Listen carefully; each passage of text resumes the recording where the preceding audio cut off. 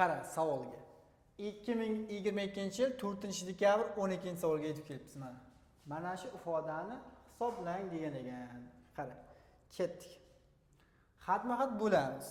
Bo'ladigan bo'lsak mana a kvadrat taqsim a plus b kvadrat taqsim a plus c kvadrat taqsim a ekan.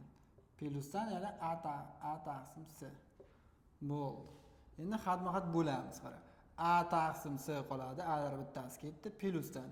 Xo'p, b kvadrat taqsim a qoldi, plusdan c'lar bittasi ketdi, c taqsim a qoldi, plus a taqsim c. Endi e'tibor ber mana. Ikkita bor ekan, o'xshash bir-biriga mana. Bu bilan bu nima ekan? O'xshash ekan. Bo'ldi. O'xshashlarni yig'ib olamiz endi. Yig'ib oladigan bo'lsak, teng ikkita a taqsim c plus b kvadrat taqsim a plusdan c taqsim a. Mana shuni hisoblashimiz kerak bo'ladi. Endi qara. Xo'p. A taqsim b'miz teng ekan 4 ga, b taqsim c'miz teng ekan nechaga? 10 ga. Endi xatma-xat bo'laman. Bo'lsam qara.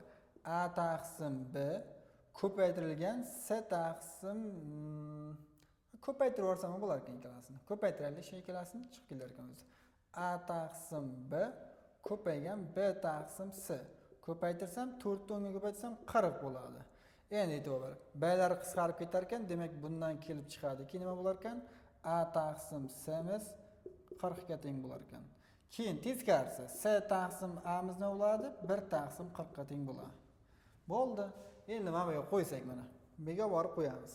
Olib borib qo'yadigan bo'lsak, 2 ko'paygan 40 plusdan mana b kvadrat taqsim a ni ham topib qo'yaylik endi. Xo'p. Endi qara. Bo'lish kerak ekan endi bunisidan. Bo'ladigan bo'lsak mana. A taqsim b ni bo'ladi degan bo'lsak, bu c nima bo'ladi? Tepaga chiqib ketadi. C taqsim b, ya'ni 4 ni 10 ga bo'laman endi. 4 taqsim 10. U holda a ko'paygan c taqsim b kvadratimiz nima bo'lar ekan? Teng ekan. Qisqartsak 2 ga qisqartiradigan bo'lsak 2 taqsim 5 ga teng bo'ladi.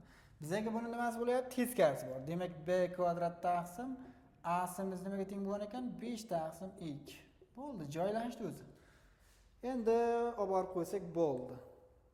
Olib borib qo'yadigan bo'lsak 5 taqsim 2 mana. Xo'p, plusdan c taqsim a'ni o'rniga 1 taqsim 40 qo'yib qo'ysak bo'ldi. Mana shuni hisoblaymiz. Ketdi mana 80. Xo'p, plusdan mana buni ham 40 ga keltiraman umumiy mahrajni. 40 ga keltirishim uchun 20 ga ko'paytirishim kerak ekan mana. Xo'p, 20 ga ko'paytirsak mana 100, 101 taqsim 40 bo'lib qoldi. Endi mana bu 101 da ichida 40 dan nechta bor? 2 ta bor. Ikkisi bunga qo'shilib ketsa 82 butun 40 dan necha bo'ladi? 2 ta 80 bo'ladi. Keyin 21 qoldi qola mana. 82 butun 40 dan 21 bo'lgan ekan. Shunaqa javobni qidiramiz endi biz. Bunaqa javoblardan bizga B javobga mos kelar ekan mana. Shu bilan mana 12-savolimiz ham o'z nihoyasiga yetdi.